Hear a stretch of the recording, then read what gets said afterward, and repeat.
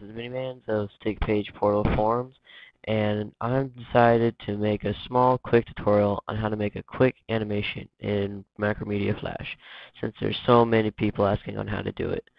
I've already opened up Flash. I have Macromedia Flash Pro 8, but I'll be using the same things that Flash MX may have, and I believe CS3 will have it too. So I've already opened up a new document, and I'm going to animate a tiny little ball just bouncing across the floor. You want to come over here, there's all sorts of brushes. For the ball, obviously we want a circle. And over here is the size. I'm just going to go with the biggest so you can see it. Then you want to click your brush tool, the shortcut is B, and you come over here to your fill color, and you use any color you want, but I'm going to go with black. Now, here's the layer we're on, layer 1, and this is the frame we're on, frame 1. This little white rectangle with the hollow white square means it's an empty frame, so we can animate on it. What I want to start off first doing is just making a ball and just clicking. See? There's your ball. That wasn't too hard now, was it? Now, to make a new frame, you go to Insert, no, you just press F7. Now you may be asking, well, if I want to make a good animation, I'm going to need to see where the ball was previously, right? Well, yes. So to do this, you come over to the timeline, this little area up here, and just down here, there's center frame, onion skin outlines. You want onion skin. And you come up here, and this little frame is how it shows the area of which you want to see onion skin. I'll show you how you can change that in a little while. So for now, I'm just going to keep on animating my little ball. Just keep on clicking F7. Just keep on clicking F7. Just one more and one more. Now you can see that with the onion skin, between these black bars is what it's onion skinning. Now if you take the start, the left one, and you take it back, it'll show more. You see it moves by each frame. There you go. I like to keep it at around 3 or 4. So let's just keep on animating this ball so it hits the ground. I'll just do it real quick and sloppy. Alright. And that'll do. Alright. Oh, one more. Alright.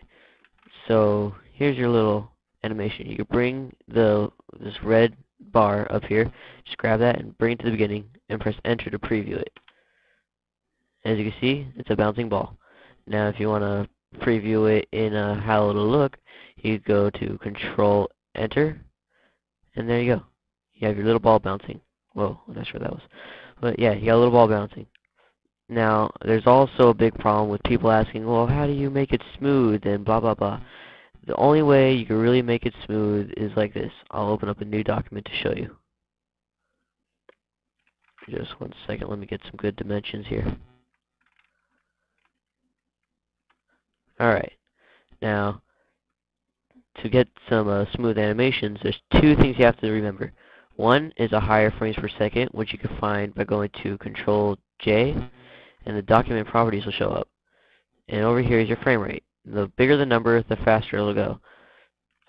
For nice, small, short animations, 30 is okay, or maybe 25. But personally, I go with 30. Everything else just leave the same. Hit OK. Now it looks like nothing happened, but let me go back to animating my little ball.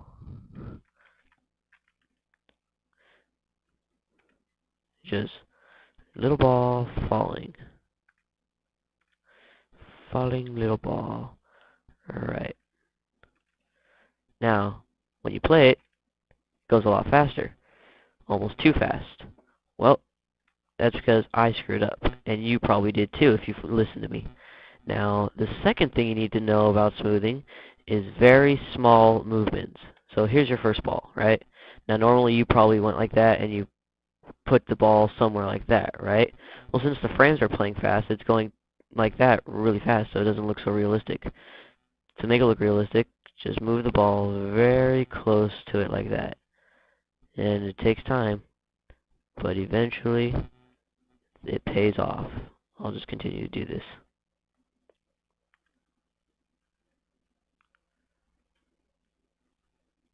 And if you're simulating gravity, you have the ball go further away from the regular position to simulate how fast it's going.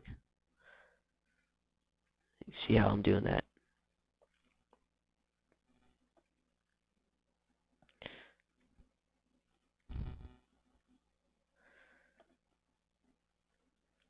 Alright, now let's view that. Looks much better, doesn't it? Very nice and smooth. Now, let's see how that would look at the default 12 frames per second. Very slow and crappy, huh? Yeah. So let's set back to 30. Then you play it, really smooth. And then I'll simulate bouncing.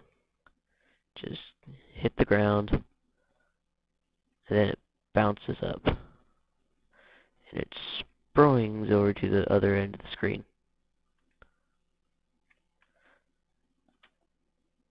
See how good that looks? So remember two things. Higher frames per second, 30 is the magic number, and closer movements. Maybe I'll show you an example in this area right here. Pretend that's one frame, and this is the other frame. That's bad. Now I'll need a different color to show you this. Now pretend the black is the first frame and red is the second frame. The first one was bad.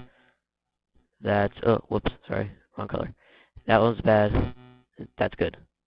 So the closer the better. So bad, good, bad, good. Do you have it by now? Because I hope you do. And that just about wraps up this tutorial. Now, as far as stick figures go, you gotta learn that on your own. But maybe I'll make a tutorial later. Alright, later. Bye.